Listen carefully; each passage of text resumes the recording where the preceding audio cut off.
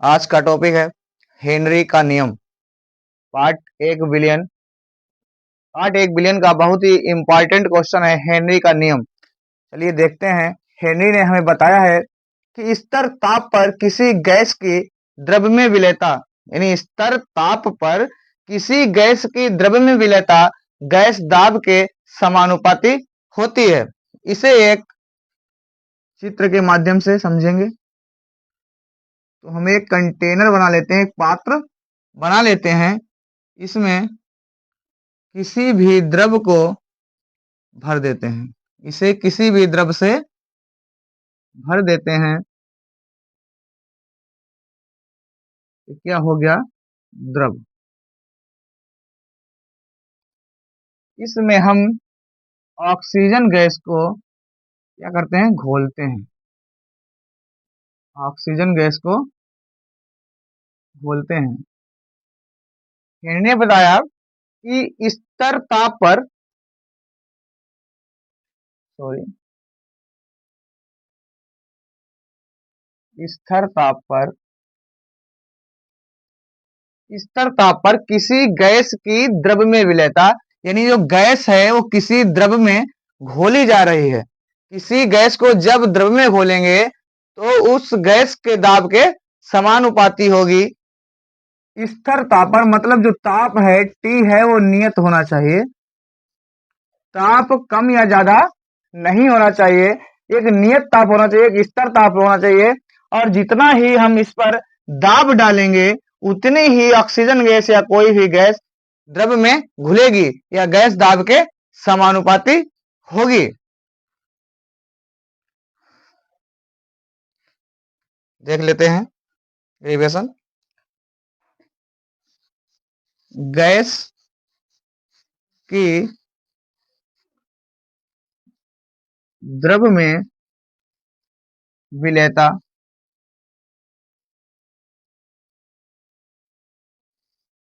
Gas की द्रव में विलेयता समानुपाती किसके?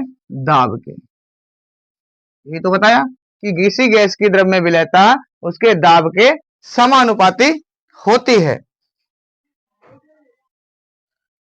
गैस की द्रव में विलेयता यम समानुपाती पी, यम समानुपाती पी, तो यम बराबर के एच डॉट पी। ये फार्मूला निकल के आएगा हेनरी नियम का। यम समानुपाती के एच डॉट पी, जहां पर यम क्या है इसके मात्रा लिखना बहुत जरूरी है। यम बराबर घुली गैस की मात्रा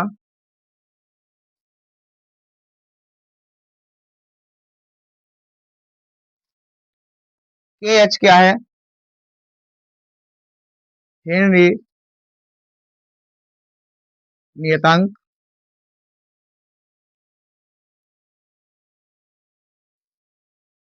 और पी क्या है? दाब। लेते हैं हेनरी नियम की सीमाएं और हेनरी नियम के अनुप्रयोग। तो अभी हेनरी नियम की बात की, उसके बाद हेनरी नियम की सीमाएं देखते हैं। क्या क्या सीमाएं इन्होंने बताई? इन्होंने बताई यह नियम केवल आदर्श गैसों के लिए मान्य है। यह नियम केवल आदर्श गैसों के लिए मान्य है, अनादर्श गैसों पर यह नियम लागू नहीं होता। नंबर 2, इन्होंने बताया बिलियन का ताप बहुत कम नहीं होना चाहिए। ऐसा नहीं है कि जो बिलियन है उसका ताप 50 डिग्री सेल्सियस या 20 डिग्री सेल्सियस ऐसा कुछ कर दो। ये ताप जो है नियत होना चाहिए, ना ही बहुत ज्यादा होना चाहिए ना ही बहुत कम होना चाहिए। उसके बाद गैस की विलेयता बहुत अधिक नहीं होनी चाहिए। ऐसा भी नहीं है कि ऐसी कोई गैस को द्रव में घोला जाए कि वो द्रव में पूर्ण रूप से ही विलीन हो जाए, विलय हो जाए, गैस का पता ही नहीं चले। ऐसा भी नहीं होना चाहिए। गैस पूर्ण रूप से विलय नहीं होनी चाहिए, उसकी विलेयता अधिक नहीं होनी चाहिए। हेनरी नियम की अनुप्रयोग या उपयोग। नंबर 1 है शीतल पेय पदार्थ बनाने में। शीतल मतलब ठंडे पीने वाले पदार्थ बनाने में, जैसे कोका कोला, स्प्राइट आप लोगों ने पिया होगा, देखा होगा, उसको बनाने में। नंबर 2, समुद्र में गोताखोरों द्वारा। समुद्र में जब अधिक गहराई तक गोताखोर जाते हैं तो उसमें ऑक्सीजन सिलेंडर लेके जाते हैं उसमें भी इसका उपयोग किया था इसी नियम का। नंबर 3, अधिक ऊंचाई पर पर्वतारोही द्वारा। पर्वत पर जब ऊंचे ऊंचे पर्वत पर पर्वतारोही चढ़ते हैं तो वो अपने साथ ऑक्सीजन सिलेंडर ले, तो उसमें भी ये हेनरी नियम का पालन करते हैं। राउल्ट का नियम देखते हैं। राउल्ट का नियम क्या बताया? किसी विलायक में, राउल्ट ने बताया किसी विलायक में आवासशील विलेय पदार्थ मिलाने पर प्राप्त विलयन के वाष्प दाब का अपेक्षिक अवनमन विलेय के मोल प्रभाज के बराबर होता है। किसी विलायक में आवासशील विलेय पदार्थ मिलाने पर प्राप्त विलयन के वाष्प दाब का अपेक्षिक अवनमन विलेय के मोल प्रभाज के बराबर होता है। तो निकालेंगे।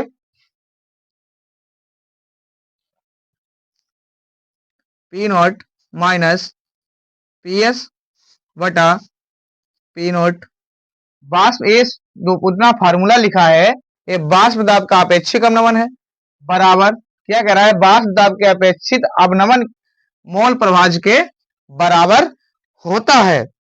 मोल प्रभाज का सूत्र होता है, विलेय का है तो small N upon small N plus capital N. वाष्प दाब का अपेक्षिक अवनमन मोल प्रभाज के बराबर होता है, ऐसा इन्होंने बताया। कहा किसी विलायक में आवासशील विलेय पदार्थ मिलाने पर प्राप्त विलयन के वाष्प दाब का अपेक्षिक अवनमन विलेय मतलब स्मॉल एन से पता करते विलेय के मोल प्रभाज के बराबर होता है। ठीक है, अब निकालेंगे हम तनु विलयन के लिए। काय के लिए? तनु विलयन के लिए।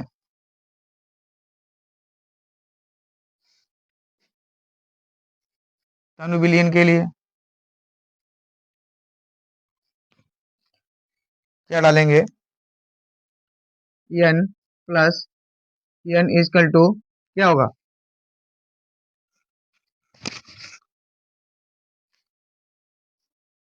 n plus n equal to capital N। जब विलेय है तो क्या हो जाएगा? विलेय होगा।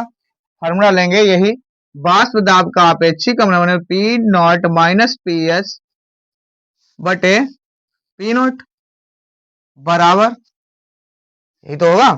अब क्या बचा है? n, तो क्या होगा? n स्मॉल n बटे कैपिटल N, एक n तो विलेय हो जाएगा। स्मॉल इधर निकाल लो, क्या निकल के आएगा? P naught minus P S बटा पी नॉट। ठीक है, बराबर स्मॉल n मतलब विलेय के मोलों की संख्या, स्मॉल w बटा कैपिटल W, और जब कैपिटल N का निकालेंगे तो m बटे ये हो जाएगा उल्टा। ये राउल्ट के नियम का सूत्र निकल के आ जाएगा। इसके थोड़े मात्रक लिख लेते हैं। पी नॉट बराबर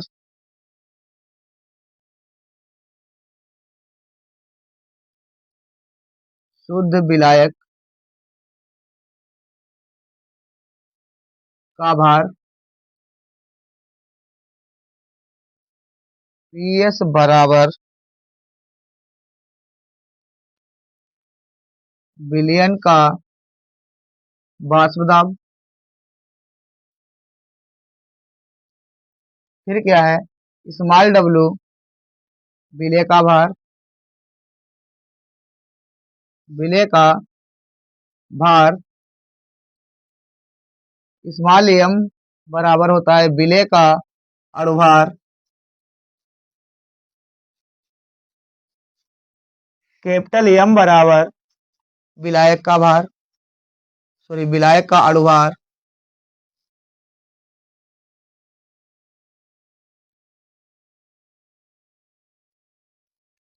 और कैपिटल W बराबर विलायक का भार। पी नोट बराबर होता है शुद्ध विलायक का भार, जैसा कि दिया है। पी एस बराबर विलयन का वाष्प दाब, स्मॉल w बराबर विलेय का भार, स्मॉल m बराबर विलेय का अणुभार, कैपिटल एम बराबर होता है विलायक का अनुभार और कैपिटल डब्ल्यू बराबर, सॉरी, कैपिटल एम बराबर होता है विलायक का अनुभार बटा कैपिटल डब्ल्यू बराबर विलायक का भार। राउल्ट के नियम की सीमाएं। राउल्ट ने बताया कि यह नियम तनु विलयन पर लागू नहीं होता। जो विलयन तनु है, द्रव में है, उन पर यह नियम लागू नहीं होता। नंबर 2 बताया, यह नियम आवासशील पदार्थ के विलयन पर लागू नहीं होता। जो पदार्थ आवासशील हैं उन पर यह नियम लागू नहीं होता। नंबर 3, यह नियम विद्युत अपघट्य के विलयन पर लागू नहीं होता। क्वथनांक में उन्नयन। किसी विलायक में आवासशील विलेय पदार्थ को घोलने पर, किसी विलायक में आवासशील विलेय पदार्थ घोलने पर या मिलाने पर क्वथनांक में होने वाली वृद्धि को क्वथनांक में उन्नयन कहते हैं। किसी विलायक में आवासशील विलेय पदार्थ मिलाने पर क्वथनांक में होने वाली वृद्धि को क्वथनांक में उन्नयन कहते हैं। इसे डेल्टा टीवी से प्रदर्शित करते हैं। इसका फार्मूला देख लेंगे। डेल्टा टीवी बराबर 1000 गुणे केवी गुणे स्मॉल डब्ल्यू बटे स्मॉल एम गुणे कैपिटल डब्ल्यू ग्राम में। डेल्टा टीवी बराबर 1000 गुणे केवी गुणे स्मॉल डब्ल्यू बटे स्मॉल एम गुणे कैपिटल डब्ल्यू ग्राम में। इसके मात्रक देख लेते हैं। डेल्टा टीवी बराबर क्वथनांक में उन्नयन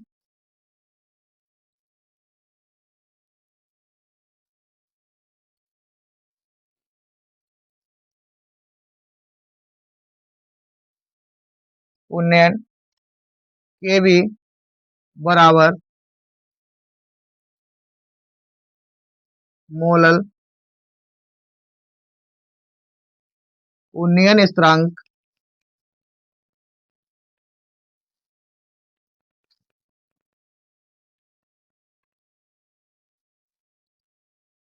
स्मॉल डब्ल्यू बराबर विलेय का भार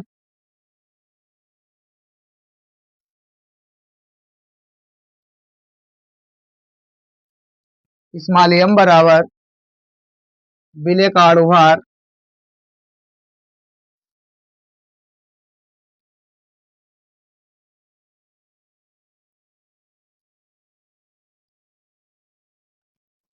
कैपिटल डब्ल्यू बराबर विलायक का भार।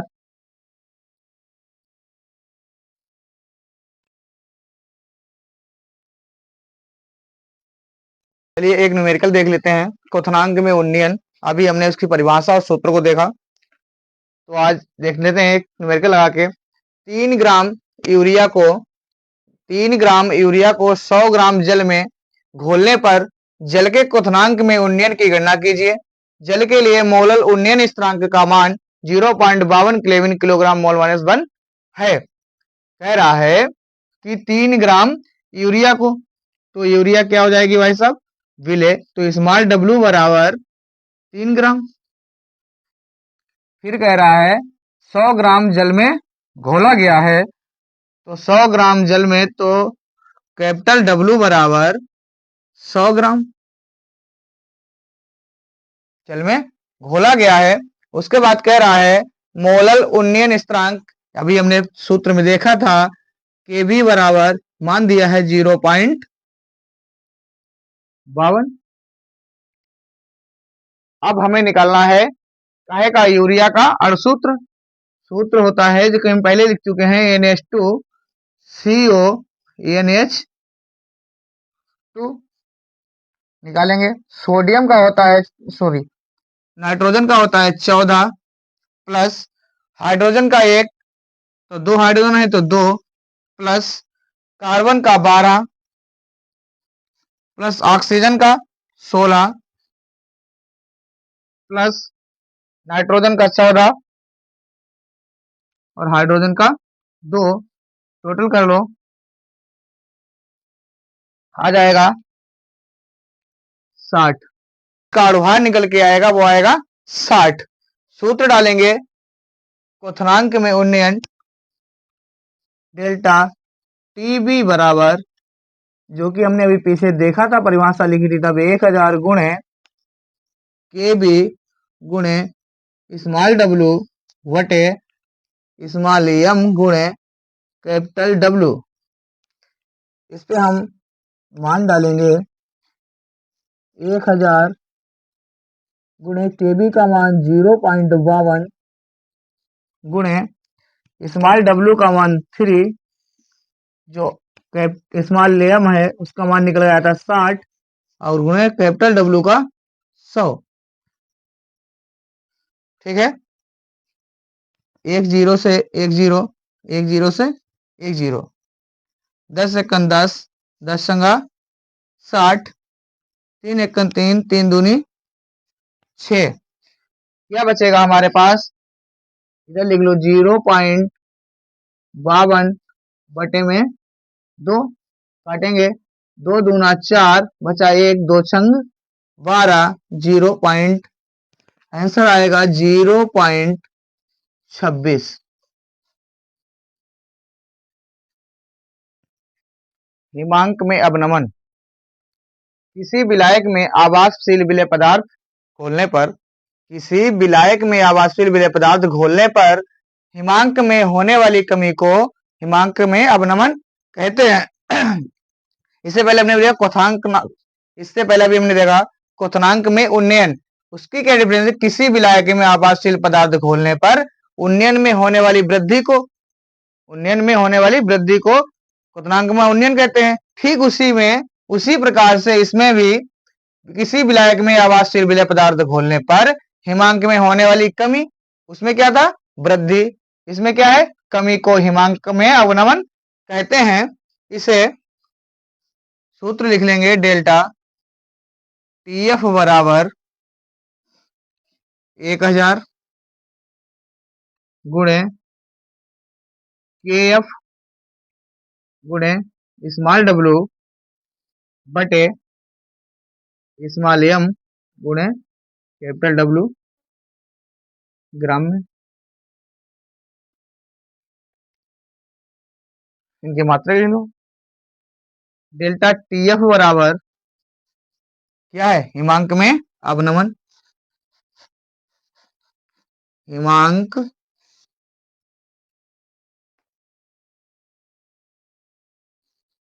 में अवनमन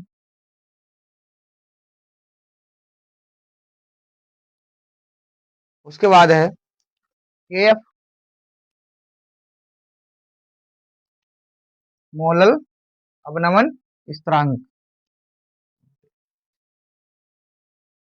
मोलल अवनमन स्थिरांक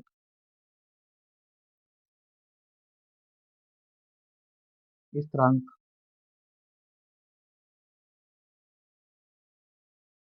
बाकी मान वही है। नोट न्यूमेरिकल आप लोगों के लिए होमवर्क में, इस न्यूमेरिकल को सॉल्व करके इसका आंसर कमेंट बॉक्स में जरूर बताएं। विलेय का भार हम दे रहे हैं 25 ग्राम, विलायक का भार 400 ग्राम, सोडियम हाइड्रोक्साइड को घोला गया, इसका भार निकालने, केबी का मान जो है 0.52 और डेल्टा टीबी आप लोगों को निकालना है। इसका आंसर कमेंट बॉक्स में बताएं। मैं आशा करता हूं आपको ये वीडियो पसंद आया होगा, तो हमारे चैनल को सब्सक्राइब करें, लाइक करें, कमेंट करें। Thank you for watching.